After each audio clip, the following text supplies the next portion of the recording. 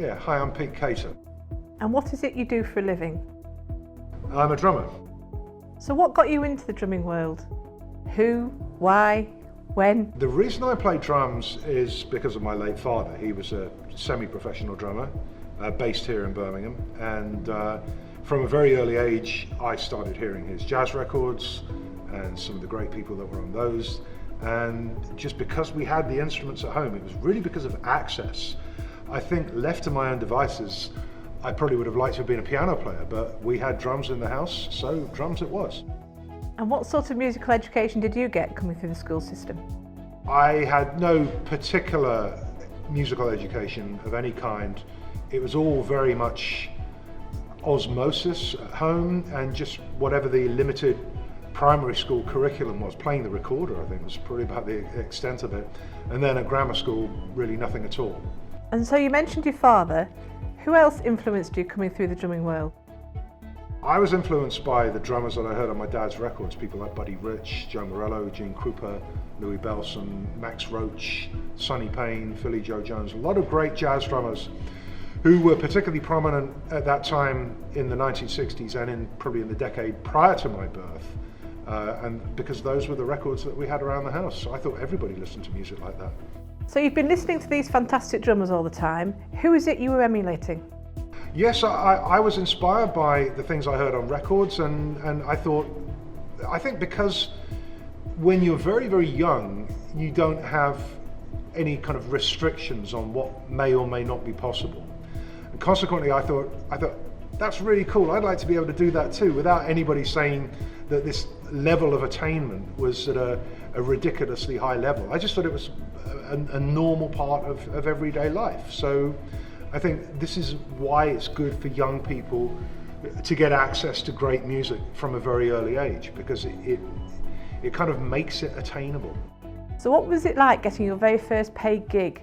Can you remember it? Where was it? My first proper paid professional gig was in August 1977. It was at the Manor Hotel in Meriden. For a couple of years prior to that, I'd been going around with my dad at weekends and often on school nights as well, to the various gigs that he would do. And you know, the bands were happy for me to sit in because I was quite promising young talent. And it got to a point where I was good enough to be trusted to cover gigs that my dad couldn't do himself, and that was my start at working professionally. So you obviously see a lot of students coming out of the Conservatoire and other similar music schools. How have things changed from then to now? I think the key difference now is that whereas back in those days live music took a very different form, and there was, I suppose on balance, a lot more of it and far fewer people who were in any way sufficiently well prepared to be able to participate in it. I think what's happened now is that to a small extent the conservatoires, but to a wider extent the various other higher education institutes who are offering professional music performance courses have kind of taken the place of that, if you like, apprenticeship that I'm old enough to have benefited from, where there were all kinds of clubs and hotels and various venues that had live music for all kinds of reasons, in a way that, although it still exists, there are far more people, I think, chasing fewer opportunities now.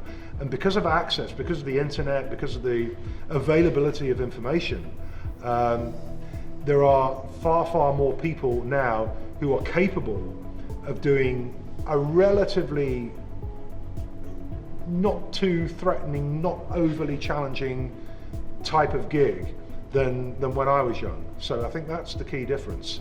That the average playing ability level has risen because of access, because of availability of information, that there are more people who are able now to go and, for instance, play in a holiday camp, the kind of things that I was doing when I first started off professionally. So it just makes it more competitive. So you live down south. Are you finding it easier to get to gigs? Are you having to travel further? What's changed? In the current environment, to stay busy, you've got to be prepared to get in your car and travel. You can't just I can't just like work in London all the time now. You need to get on the road and get to where the opportunities are if you want to stay an active player, and I do, very much so. So you play in a fantastic big band. What made you set up your own band? It was really because of how I wanted music to be played, and music that maybe a lot of bands weren't dealing with back at that time, that I felt would be interesting for other musicians to do, and I felt I was creating an opportunity for people to play some stuff that they A, wouldn't get the opportunity to do elsewhere, and B, would get a lot of artistic pleasure and benefit from doing. Do you think the big band scene is growing, or how do you find it's changed over time? I think the days where commercial bands playing the old school repertoire around theatres, that's really trailed off quite a bit. I still do a little of that, and the audiences do seem to be dwindling a little bit, which is quite sad. But as far as the jazz bands that gather and play very much for the musician's own pleasure, I think that's still a very fertile area for performance and artistic development. So you've come to play with the People's Orchestra, an amateur orchestra based in West Bromwich, and we met through John Altman. What would you say to people who want to come and play percussion in an amateur orchestra? What advice would you give? Do it, don't be afraid. I think a lot of people who play this instrument are maybe a little bit fearful of having to read notation or having to watch a conductor's baton, and it's really much more welcoming than you might think.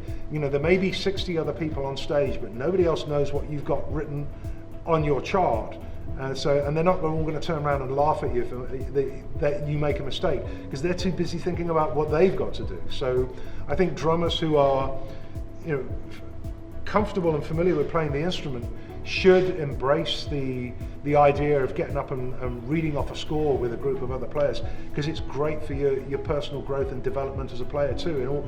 In all sorts of there's all sorts of unintended consequences of learning to read drum music well, because it helps you to teach yourself. So you've been in this business for quite a while now. Are there any up-and-coming drummers that you think, wow, I'm really impressed with them? I haven't really. That's a very difficult question for me to answer. I'm almost like the title of that old Alfred Hitchcock movie, The Man Who Knew Too Much. And having done so much and seen so much and having such a, I hope, highly evolved understanding of how the instrument works and what's possible on it, it takes quite a lot for me to go wow anymore, which is, I don't know, maybe a bit of a shame, but that's one of the things, I guess, that comes with knowledge and experience. So what would you like to do next in your career? Is there anything that you think like, wow, I'd really like to have a go at that? I'd like to broaden my global reach, particularly as far as the USA is concerned. Friends of mine over there have described me as being an unused resource as far as the scene in the USA is concerned.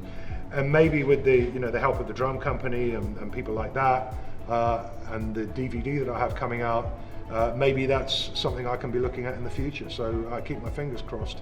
But I'm now at a point where just the art of playing and the self-discovery, in a way, is enough for me. That just doing things I haven't done before and doing things better than I previously did them is its own reward. That's where much of the pleasure in playing is derived from, and that's great because nobody can take that away from you. Peter, thank you for your time. We really appreciate it. Thank you, Sarah, and thank you for inviting me once again to be part of the great work that you're doing with the People's Orchestra. Fantastic. Thank you.